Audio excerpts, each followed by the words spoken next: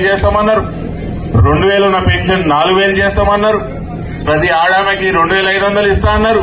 ఇంకా అడిగిన వాళ్ళకి పాపం ఏది అడిగితే అది సరే అన్నారు. తీరా చూసేవారికి ఏమై ఇప్పుడు ఉన్నదే వాడు ఇప్పుడు అడిగితే ముఖ్యమంత్రి ఏమంటున్నాడు, ఈడ మస్తు లంక బిందెలు ఉన్నాయి అనుకున్నా, మస్తు పైసలు ఉన్నాయి అనుకున్నా, తీరా చూసేవారికి ఈడ ఏం పైసలు లేవు, ఈడ మేము ఇచ్చే పరిస్థితి లేదని ముఖ్యమంత్రి అంటారు. మన స్పీకర్ గారు కూడా గదే చెప్తారు, మా దగ్గర పైసలు లేవు, మీకు ఈయనకి ఏం లేదు. ఇది ఎట్లున్నదంటే ఒక ఊర్లో పిల్లకి పెళ్లి అయితే లేదంట. తండ్రి ఒక స్మార్ట్ పోరగాని దగ్గరికి పోయి, ఇగో మా బిడ్డను పెళ్లి చేసుకో, నీకు బంగారు కడి చేపిస్తా, నీకు గొలుసు చేపిస్తా, నువ్వు అడిగిందల్లా చేపిస్తా, నీకు మోటార్ చేపిస్తా, మోటార్ కార్ చేపిస్తా అని చెప్పిండు.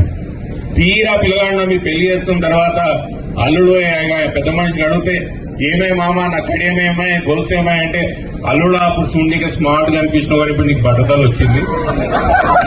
మళ్ళీ పాపం అల్లుడికి మంచిగానే ఉన్నాడు, బట్టతలు ఏం లేదు. ఇప్పుడు ఈ మామకి కనిపించింది అన్న బట్టతలు.